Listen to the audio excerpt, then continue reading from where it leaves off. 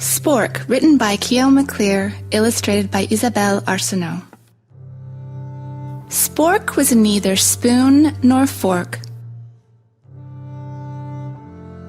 but a bit of both. He had a mum and a dad who both thought he was perfect, just the way he was.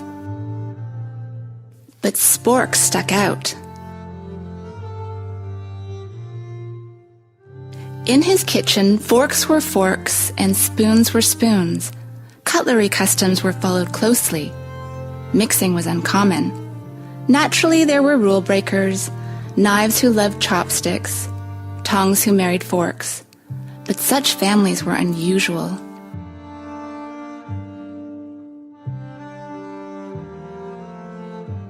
One day, after the billionth time he was asked, "What are you anyway?" and the zillionth time he was passed over when the table was being set, Spork sighed and thought, it must be easier to be a single thing, and he decided he'd try to pick just one thing to be.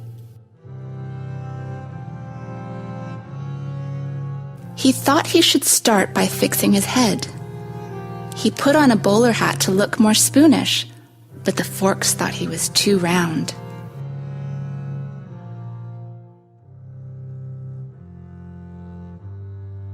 Then he made a paper crown to look more forkish, but the spoons thought he was too pointy.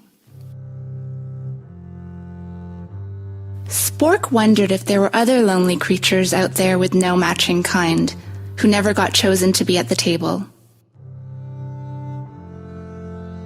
At dinner time, he watched from the drawer while the spoons played pea hockey and skillfully balanced boiled eggs. He sat off to the side while the forks raked fancy patterns in the mashed potatoes and twirled noodles around in complicated circles like rhythmic gymnasts. And at the end of this and every other meal, Spork looked on while the others enjoyed a super bubbly bath in the sink.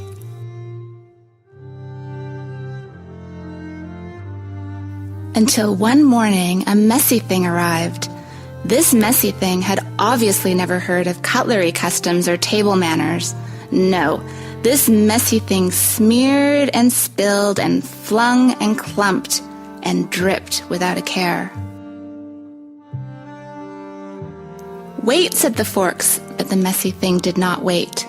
"Careful," said the spoons, but the messy thing was not careful. "Help," said the forks, while the messy thing continued to slop and splatter. "Quick," said the spoons. Now, a fork may be good for poking and picking, and a spoon may be fine for scooping and stirring.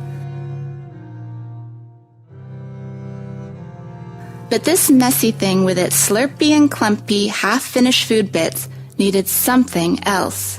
Something that could do all sorts of things at once. Something flexible and easy to hold. Something that was neither spoon nor fork, but a bit of both. That's when Spork landed.